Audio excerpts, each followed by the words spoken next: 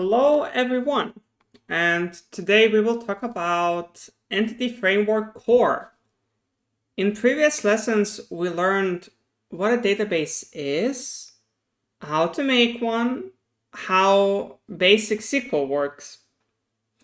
In this lesson, we will talk about how can you be extremely productive with prototyping a database. How can you rapidly create it as you combine both consuming the database with designing the database?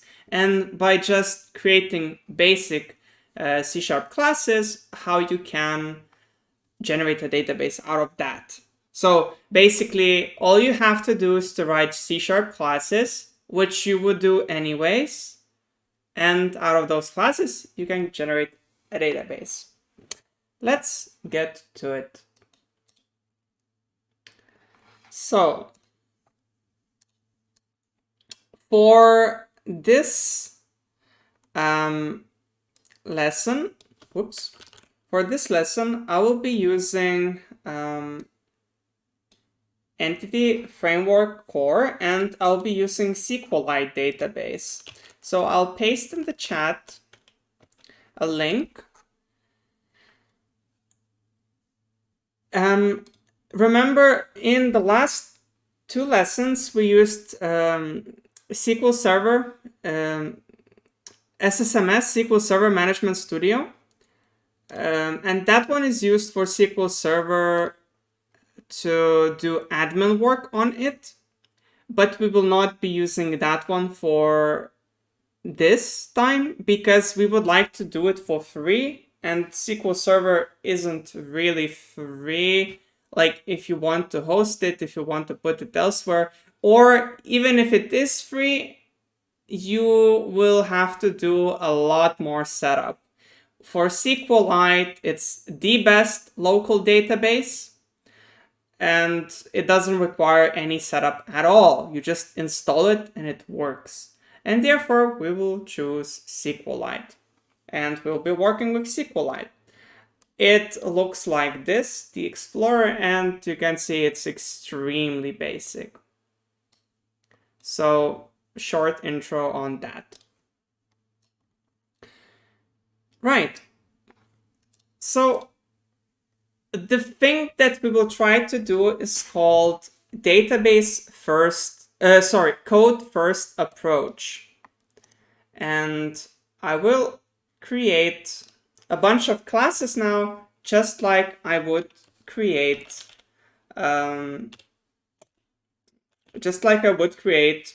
basic classes for my console application or any other application. So I'll create a models folder. And inside a models folder, I'll create a bunch of classes. So let's say we are creating people's database, people and pets. So I will create a person class, and then I will create a pet class.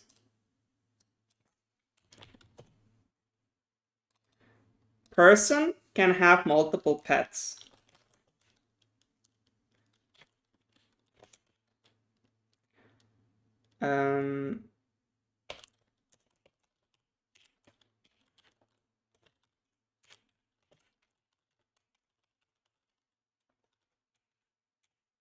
And person obviously has a name.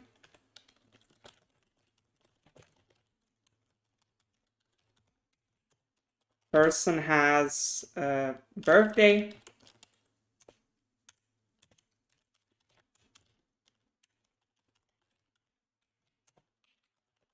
And person also has a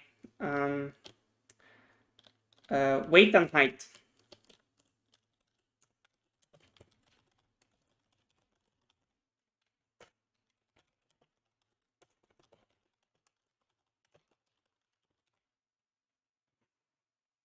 Those are the things that a person has.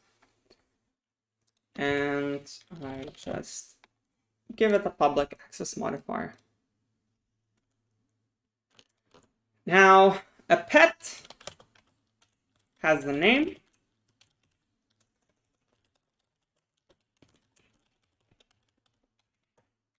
A pet has a birthday.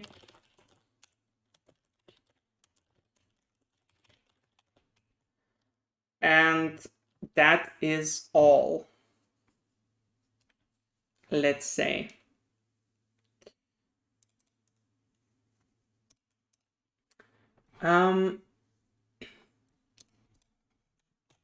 So I will also add an ID to a person, because again, for a database, it would be nice to identify a person uniquely.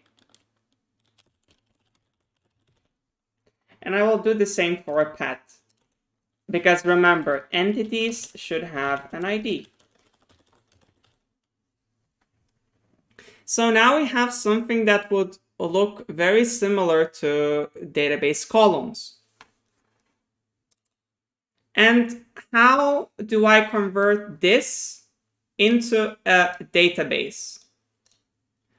For now, there is absolutely nothing different compared to the usual class that you would write, other than everything is with a get and set property parts. How do you make this into a database? We are using Entity Framework, and what Entity Framework does, it allows us to map classes into database tables. And a thing that does that is called an ORM, Object Relational Mapper. So in order to use Entity Framework, I first need to add a NuGet for it. So I will add Entity Framework Core, because there is just Entity Framework and Entity Framework Core. Entity Framework Core is the newer one, so I will use that instead. Donut asked, how about Code's second approach, where first the whole team spends lots of time on brainstorm sessions planning the database, then one of the devs gets fed up with it, so just writes it down to code in one night and everyone is fine with it because no more brainstorm session? In reality, I would say the best way to create a database would be a round way of first prototyping and creating classes, then generating tables and database out of those classes, and then for all the tuning, all the further operations, modify the database, do the migrations with SQL scripts, and do the DB first approach from the initial, after the initial migration. That would be ideal, I think, because you will get into obstacles when doing code first, because it's harder to do it in a non-native way. The only reason why people should be doing code first at all times is because they're not as proficient in databases as they're proficient with C#, for example. So I'm getting Entity Framework now. I think I did. Is out of support. Yeah, it doesn't matter. That's the framework I chose a long time ago. So we got Entity Framework Core installed. And the next step would be to create representation and abstraction of a database. So let's do that. It's called a DB context. And what we will do is create a DB context for people and pets. So I'll literally just call it that.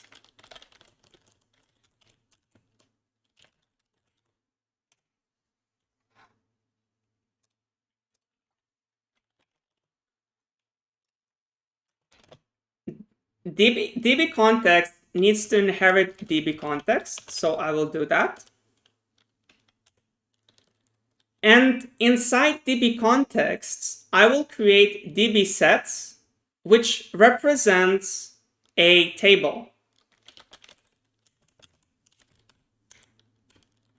So it's literally like a list where you can add and remove elements. But when you do it in DB set, you're actually interacting with a table.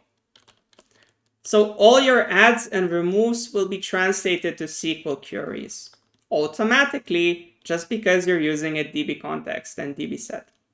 So I will feed my models here. So one is person, and I'll call it people. And another one is pet.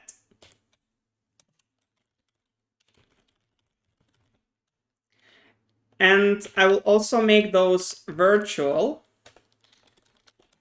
And I'll explain in near future why. So that's literally all I need for this database to be an abstraction, for this class to be an abstraction on a database. Now, the key point left is, how do I tell to what database do I want to connect this to? And I need to create a connection string. I don't remember how to do it by heart, and it's fine, but I have a snippet that I'm ready to show how this could be done. So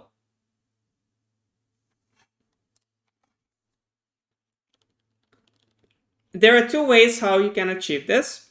So option number one, you can be a little bit more fancy and expose how you connect to a database through connection options.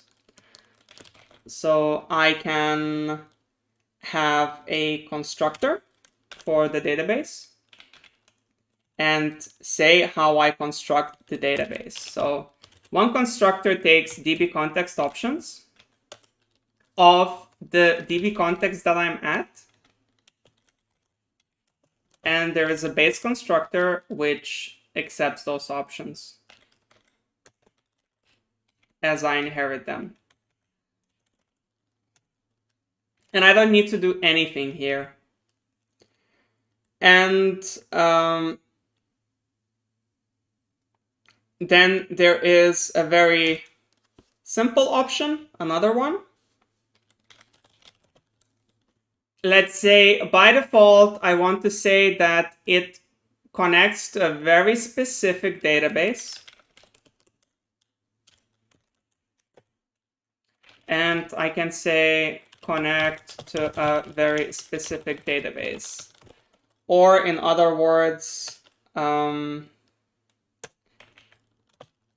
again, I should use a base constructor, but in this base constructor, I should say new DB context options builder. And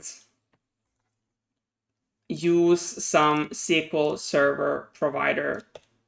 I'll show you what I mean soon. So for now, I'll comment this out because I don't remember by heart how to connect to Sqlite, but we will get there soon. So this is literally enough to connect to a database. But one step is missing. In order to be able to connect to a database, I need some provider, some means to connect to it, something specific. Because, you know, there is SQL Server, there is Sqlite, there is MongoDB, there is Cosmos DB, there's so many databases and database providers, and I need to pick one.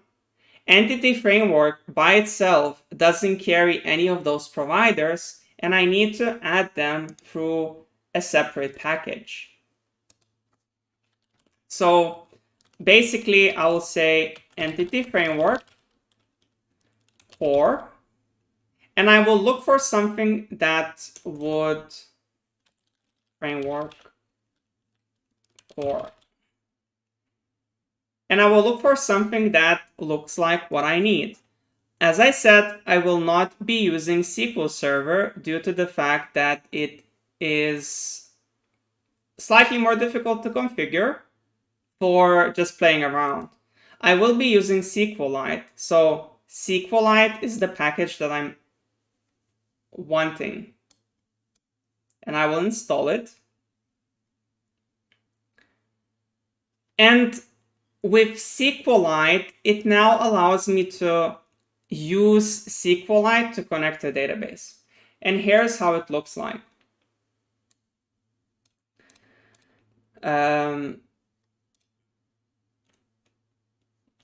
So I will create a static method, private static setup, or maybe startup.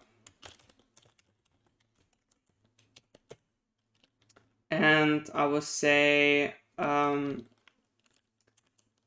context.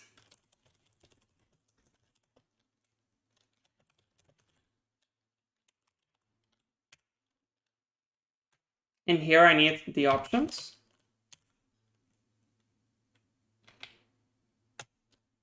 So in my options, I can now say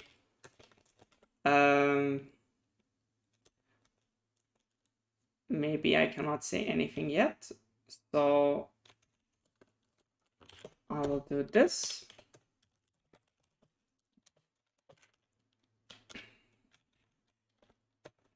Just passing the options separately, creating them separately. And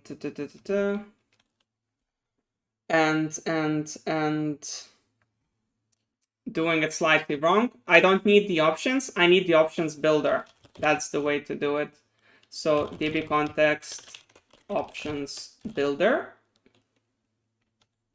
of my context. And then I say, so that's the builder. So builder with or use Sqlite. So see, use Sqlite is actually an extension method. And this extension method appears due to the fact that I added a package for Sqlite. So as simple as this enables me to use Sqlite. And last thing is the connection string. And at the moment, I don't have a connection string, so I will provide it shortly.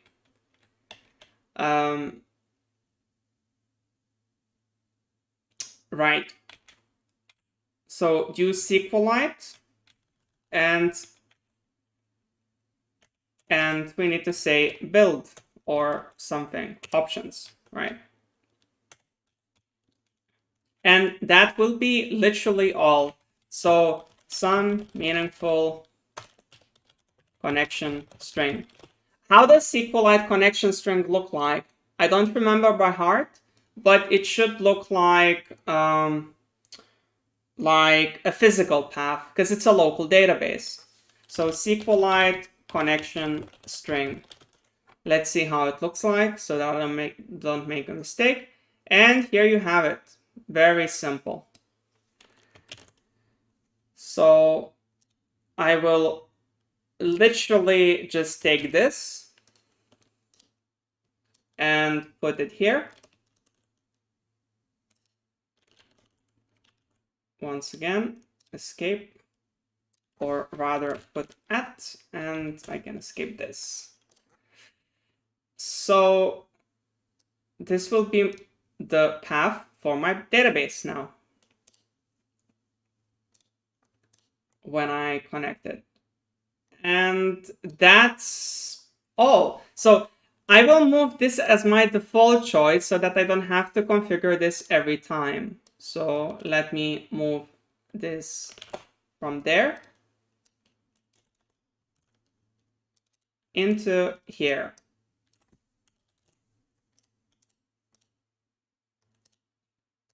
So I will create a static method.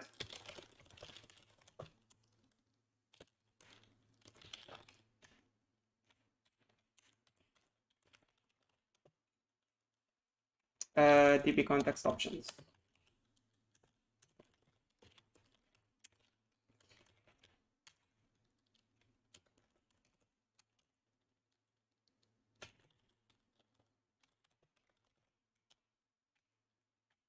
And I'll pass it in here. So by default, I use Sqlite. That's it. So if I don't pass anything in my DB context, I will be using Sqlite by default. And if I do this,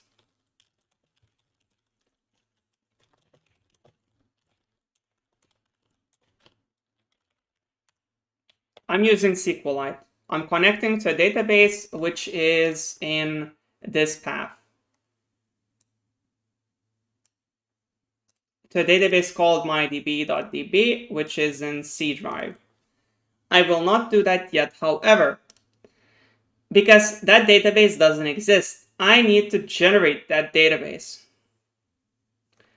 So next up is generating a database. Let's try that out. How do we generate a database? There are a few commands that we will need to execute. So the first command is, well, before we do anything, I will need to install a tool that allows me to generate a database because I cannot do that by default. So I will need this tool, Entity Framework Core.design. So this package allows me to generate a database. So I need to include Entity Framework Core Design. And after I have that,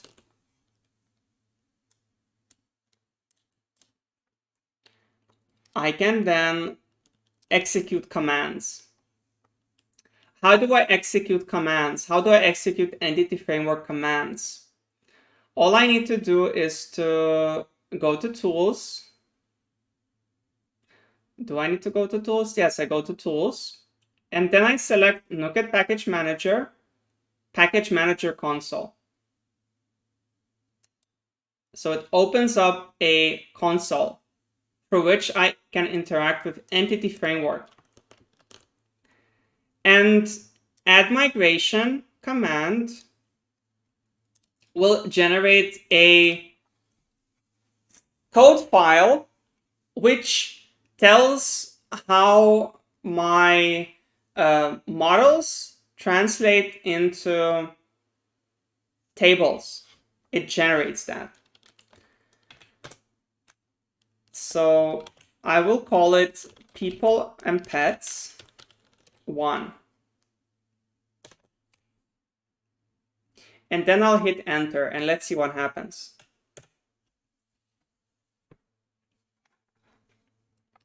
It says is not recognized as the name of CMBlood. Okay.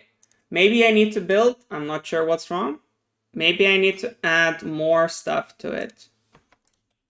Let's try again.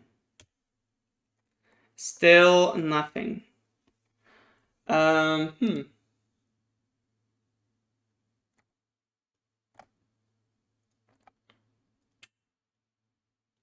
I need to do something else. Something else. And what is that exactly?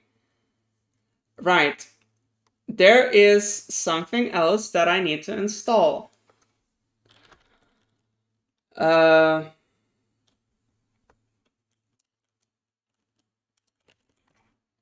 This thing. .NET Tool install global .NET Entity Framework. If you wonder what I'm doing, where I'm looking for notes, I have my notes written on my other screen. So it should be helpful. So we just ran .NET Tool install global .NET EF, which I think, if I remember right, it allows us to execute those commands. I might be wrong, but I think that's what it's for. Let's try again. Same problem.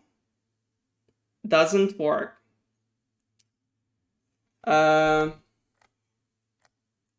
Let's see, what else can we do? That I think should have worked.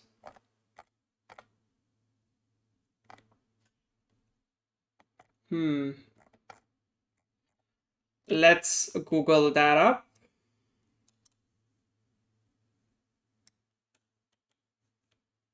Shouldn't be too hard to find the solution.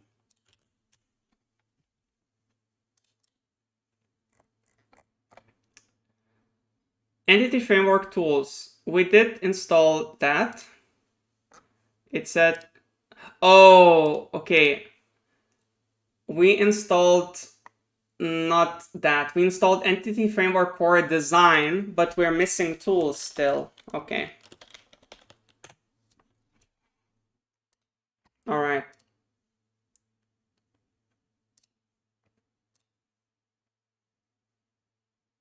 Now it should be nice. Okay. Let's try one more time. Here we go.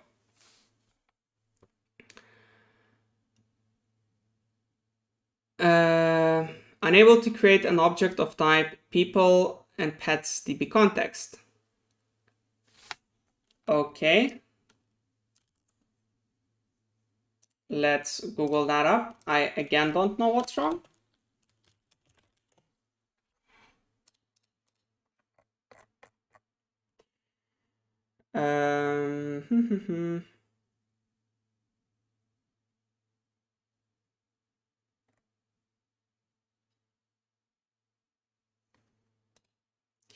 My starter project is set, so it shouldn't be a problem.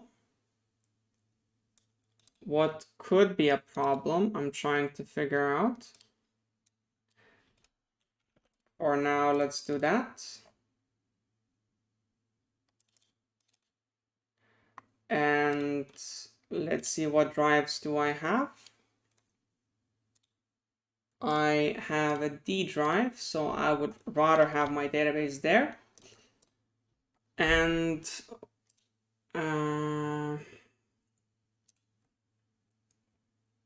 yeah, add migration should work.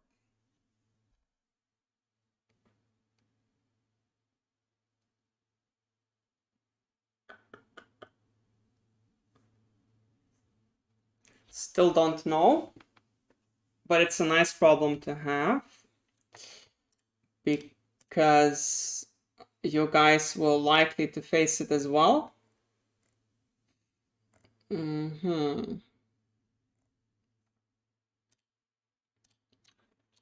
All right, let's see this link.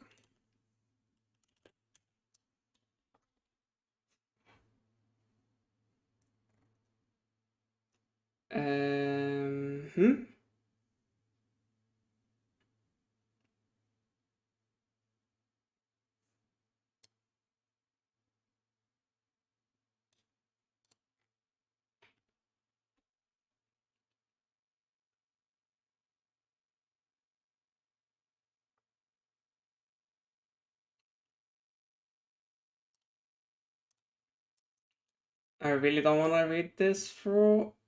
thoroughly from a design time factory.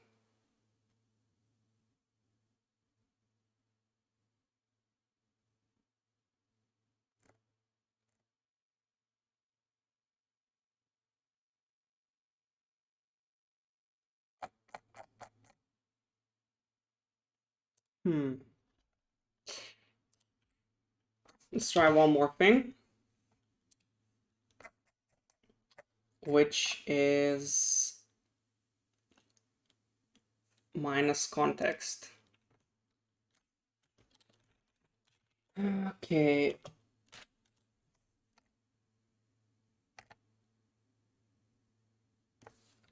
Minus context. And let's provide a context. Though I don't think anything will change, but let's see. Yeah, still the same problem. Unable to create an object of type people and pets DB context. There should be an easy answer for that. I genuinely don't remember this problem for when I tried this before. So it's weird, but we'll figure this out, I'm sure. Again, I'm looking at the same place. Yeah, sure, that's fine. Set a default startup project to the web application. Default startup project is correct one for sure.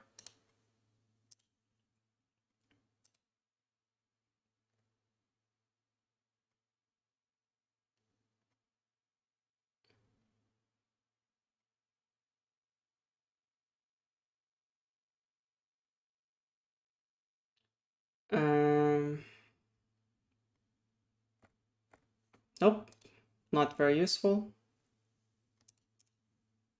Let's see this one.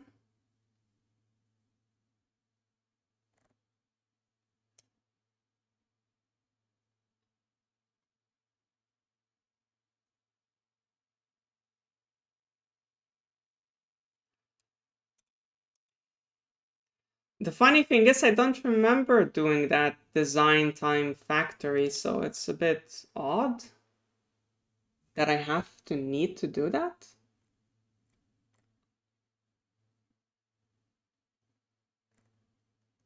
That's so strange.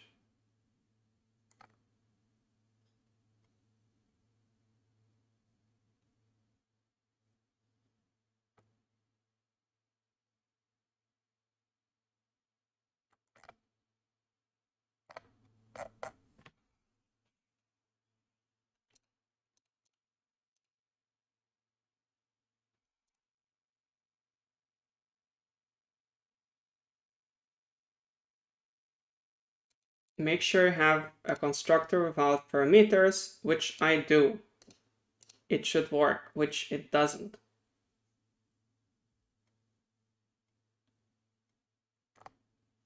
That's odd. Let's comment this one out for now. Okay.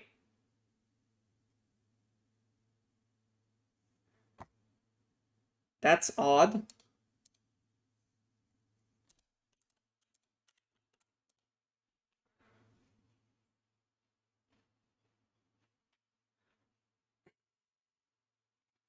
I don't follow why it couldn't pick this one up. I don't follow.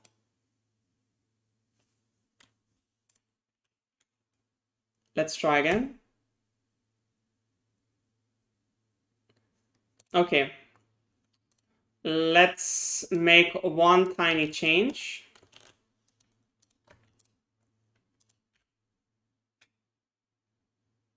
Let's say 2. Context shouldn't be needed. So you cannot do it if there are 2 constructors. Okay.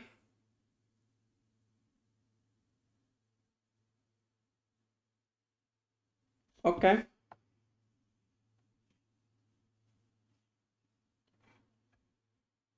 It usually does work though. So I'm a bit puzzled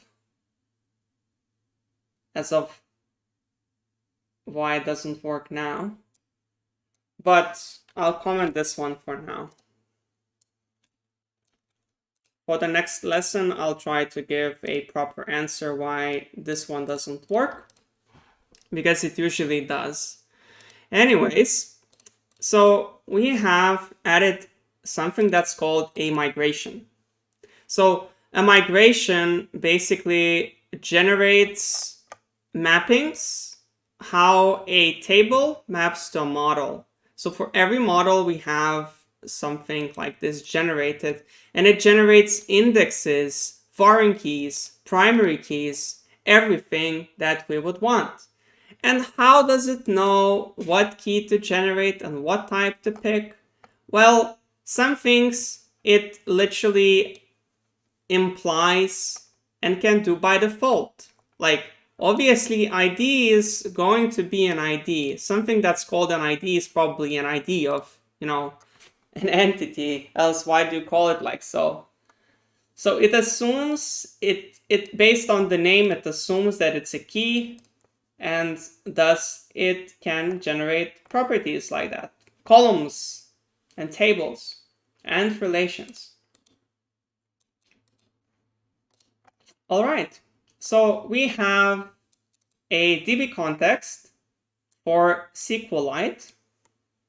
And the last thing we need to actually physically have a database is to update it. So when you have a context, all you have to do is to call update database command. And by executing this command, I will physically actually create a database. So the database is supposed to be here, as you can see. Maybe I'll change the path while I still can. db / like this. Save. And let's run the command. And it didn't work. Connection string keyword version is not supported. Let's not have it then. Let's try again. Unable to open database file. Okay.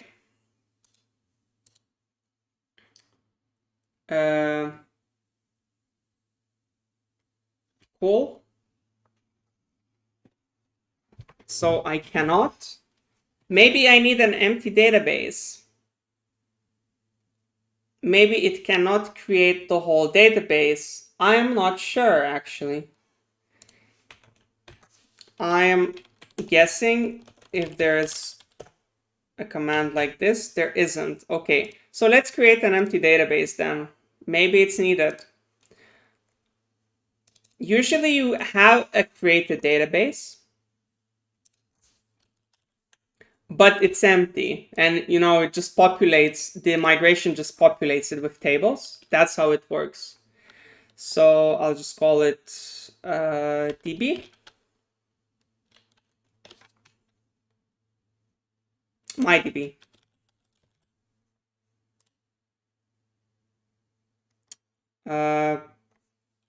I'll create an empty table. Actually, I won't create any tables because it's not mandatory.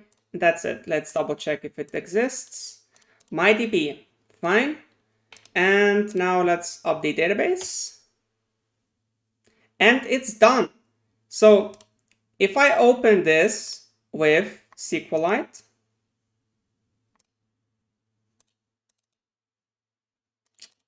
okay, great.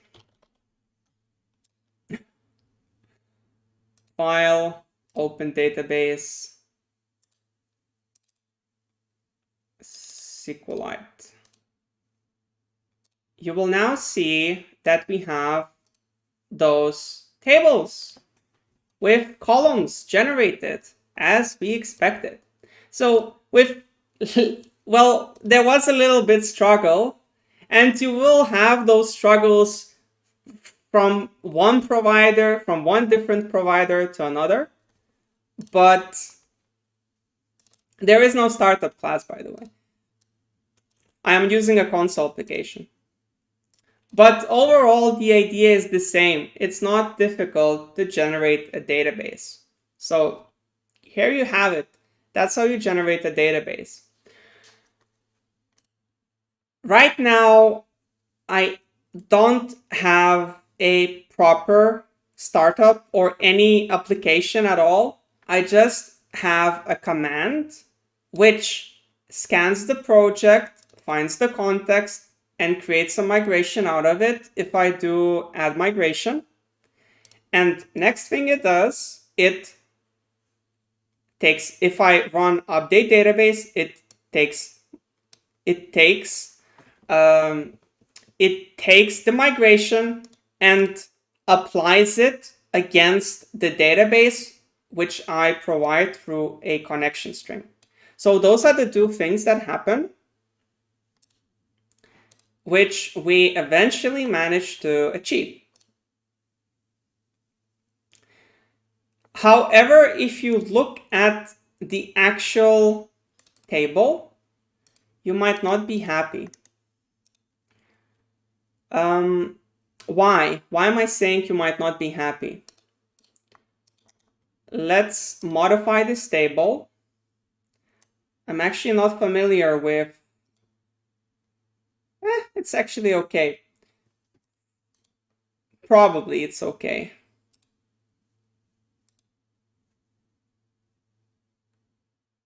Text. I'm, again, not absolutely familiar with Sqlite, so I will double check. Sqlite string length constraint.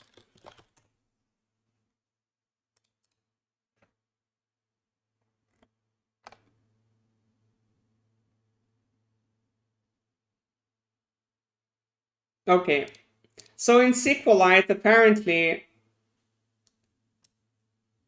you can have constraints, but it's more about validation rather than about how much space it takes. But if it was any other table, remember for storing a string, an integer, or other types, you would be able to constrain them with very specific lengths. In this case, and I mean in Sqlite, we don't really have those massive constraints for how long a text can be or how long an integer can be. We can still add the constraints, but they all will take the same amount of space. So Sqlite works slightly differently. But if you wanted to, which you should also do, so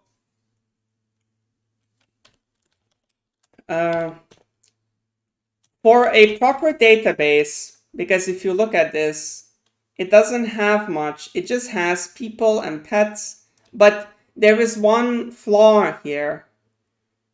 There is a schema missing, and then another flaw is that there are constraints missing. So actually, don't do just this for a database. Do proper constraints. Be specific. Otherwise, for SQL Server, it would add maximum lengths for columns, which you don't want. So how would this look like properly?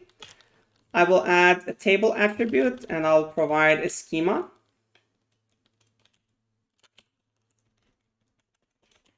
Or I can say schema right away. Okay. So this will be people and pets. People and pets. I'll just call it PP. So we have a schema called PP in both parts.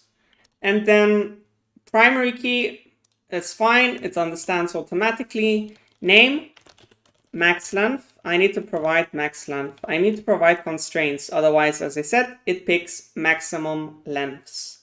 So I pick 100. Birthday, I cannot do anything. I will need to do constraint inside model builder. Float.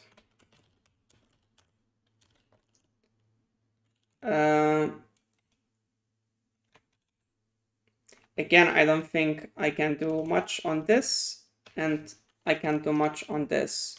So I'll just add max length, 100. That'll be all. So you might wonder, well, again, this is text, actually. That's also interesting. Again, you might wonder, okay, so this is datetime, but actually we don't want the time in here. All we want is a date. How do we constrain that? And the answer is we need a model builder. So for advanced constraints, we need a model builder. But about that soon. First, let's play around with our database.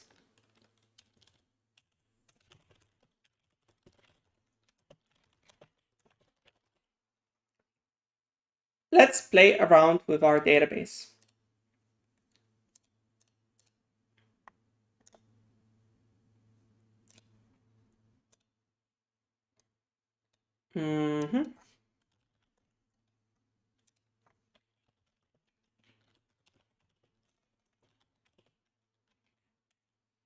So what will we do? Let's try to add 2 people.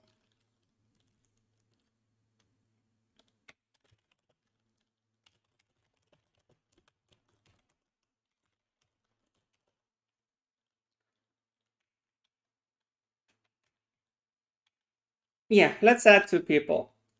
So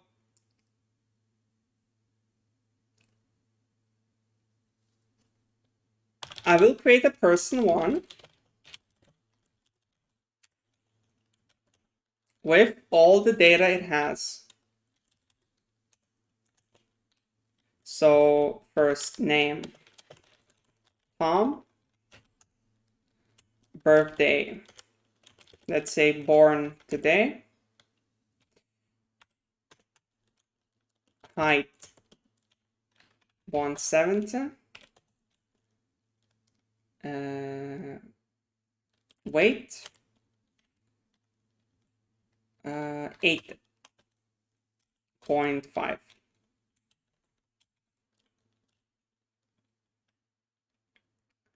And that will be all. I don't know if IDs get auto-generated, we'll see. And this is person 2. Jack 179 and 79 11, let's say. It's fine. And I will now use the context. So to have a context, I need to create a connection. But that happens under the hood when I create a context.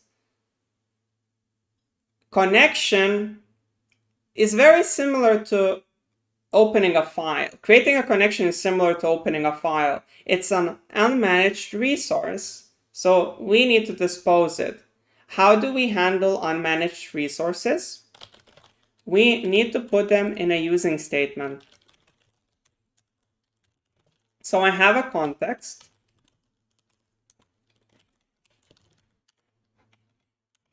In a using statement. And I will add 2 people.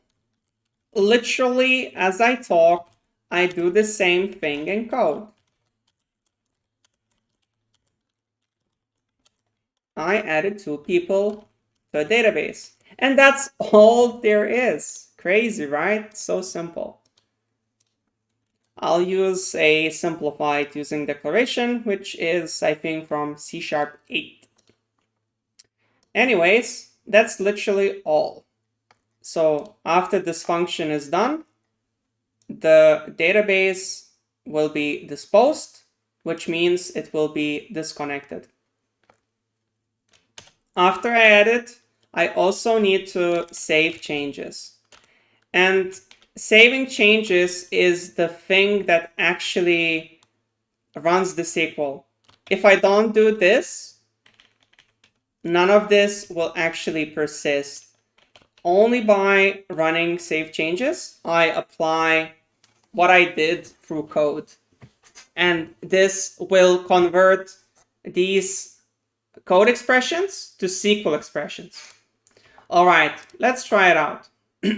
So I have a demo to add 2 people, right? And let's see if it worked. I will run this. And I have an exception. Cannot use table pp for entity type pet. Obviously.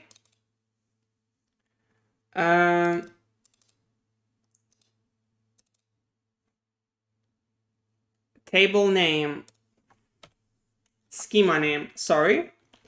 So person and schema is pp.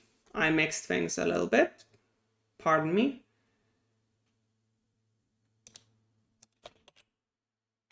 Schema pp. Okay. And the same for pet. I thought that the first parameter is schema, but the second parameter is schema. So this one is pet. And I need to perform a migration because I updated the names as well. That's why it didn't work out. So again, 2 steps. Always add migration is the first one. So people pets 2. Adding a migration. And second one is update database. Done. How do I actually refresh? I have no clue. So let's reopen it.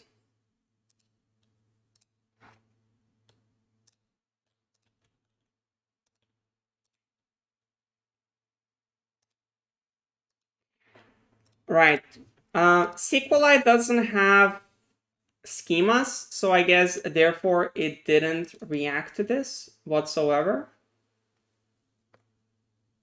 Yeah, schema, new name, yeah. Okay.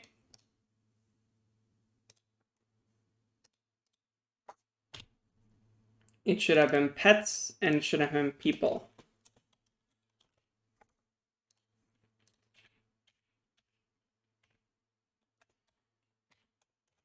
Silly mistakes.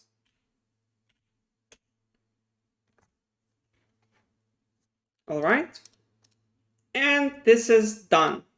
We have an updated database. And we can run the demo. Let's see what happens. I run my demo and it didn't crash. And if I check the database for people, you can see 2 people generated, the ones that I added through code. So through literally 2 lines of code in C# right here, I was able to create those 2 people.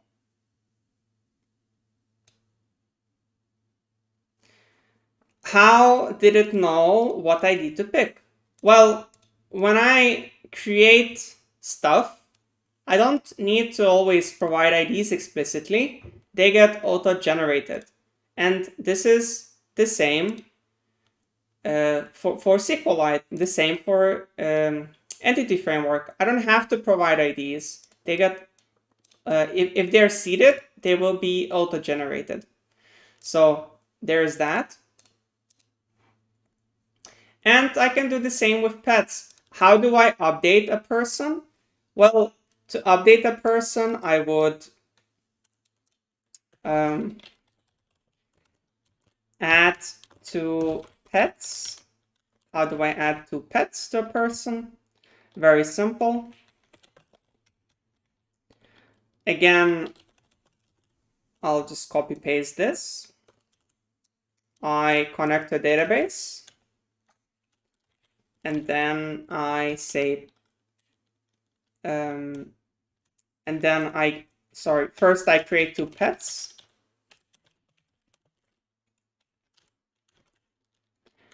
So it's born today, because I'm lazy to pick any other day. And its name is Focus. And another one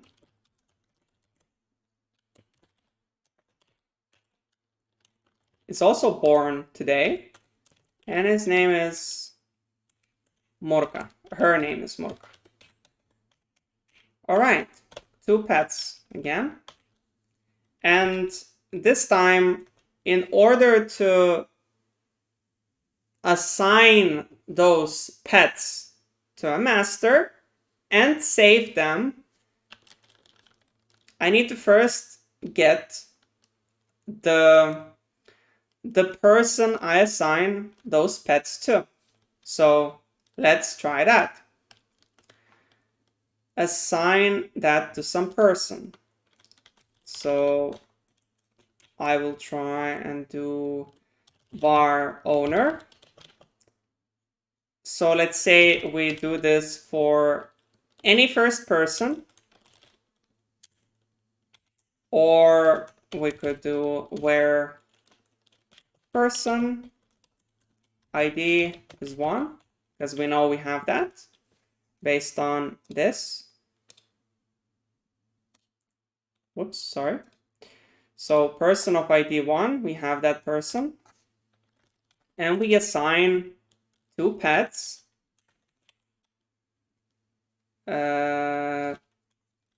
First. Owner dot pets dot add range. Well, let's add two pets then. 1 and 2. Added two pets. And again, the same thing. I retrieved an entity from context and made changes to it. And since I did that, running save changes will pick up changes on this entity. Because when I get an entity, it's being tracked by Entity Framework. So any changes I perform will be applied, will remain. So let's try this and see what happens. I will not... what's wrong? Static.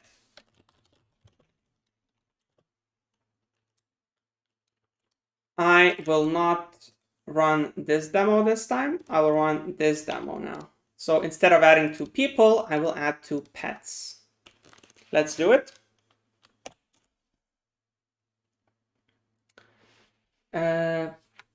Okay, line 51, it didn't find the person by my criteria. Why not? Sorry. Right, because it did find the person, but when I create a person here, I also need to initialize the pets list, just like you would normally, you know.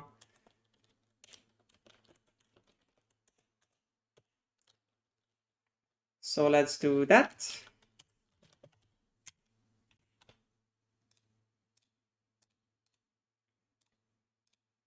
Let's run it again.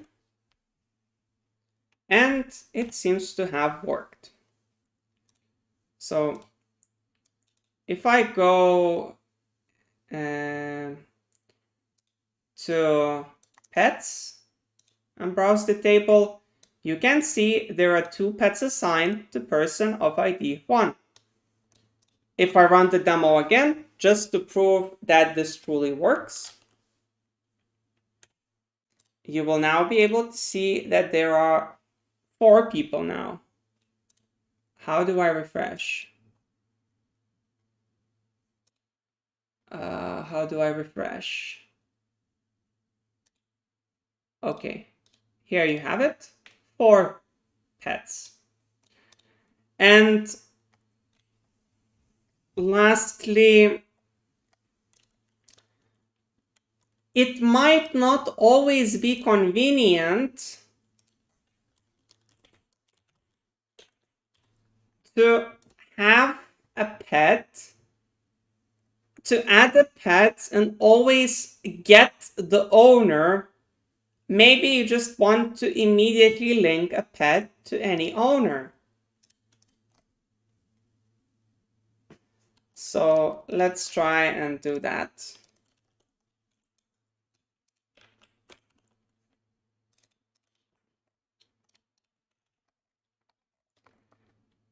Sorry. Public static void set random owner to pet. Let's create a pet.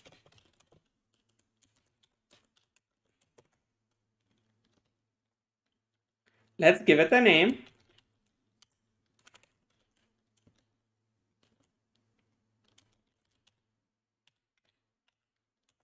Let's give it a birthday.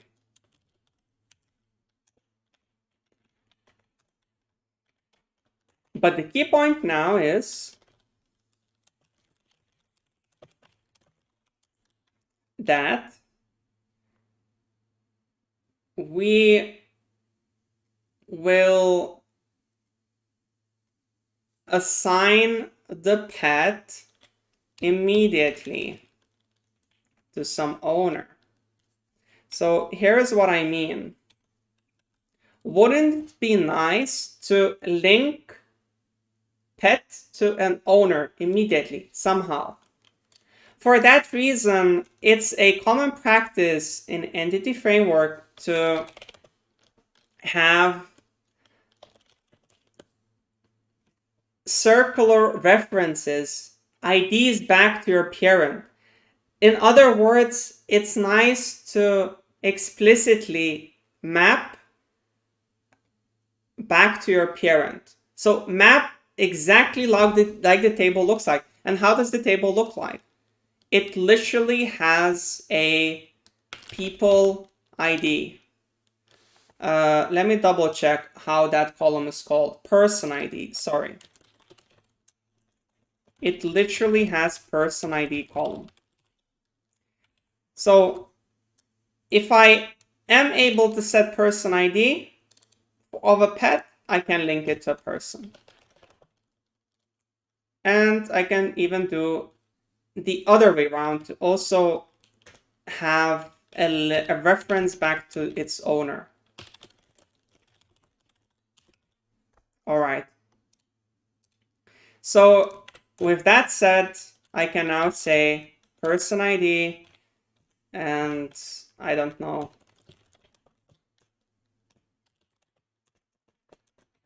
I'll just write it here.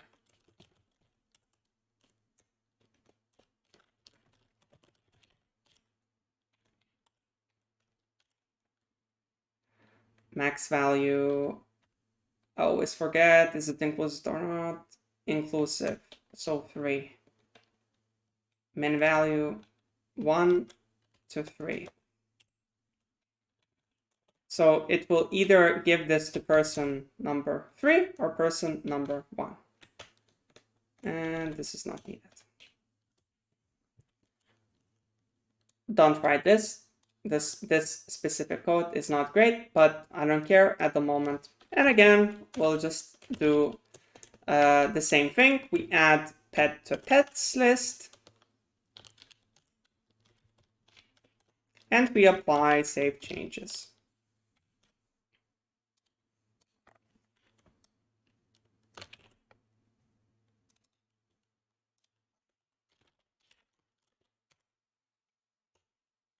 Let's run this. Job done. let's see what's in the database. So what do we expect? We expect a fifth pet.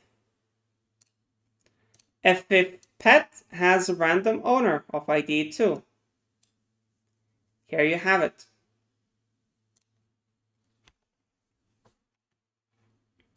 So that's Entity Framework Core, really, the basics of it for now. There is a lot which you can do with it. And we just touched the surface. In the next lesson, we will try to look how to make more complex operations with Entity Framework. And how do you customize the models in more detail? Because right now we saw that what if we want, this to be just a date? What if we want, to add constraints that ID is mandatory, that things have to exist? We cannot really do that through constraints, but we can do everything we want through a model builder. And a model builder is something that we will go in depth in the next lesson. So thank you for watching. And also, please let me know if you have any questions before I go.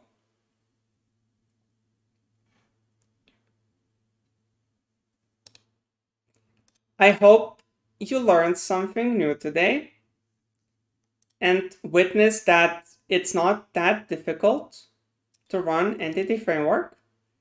All steps shown today, no magic. And I hope you can follow through without as many issues as I had today, because it was a slightly bumpy lesson. I don't normally work with Sqlite, but I chose it because it's simply the easier database for less hassle. I also should mention that the database I created last weekend, I had to pay for it like a few euros, and that's why I'm no longer using Azure SQL Server, because it simply costs too much for me to make free lessons out of it. And I didn't realize that it was paid. I thought it was free for at least 12 months. But that was not the case, so it is what it is. Alright, guys. Thank you for watching, and see you next weekend. Bye.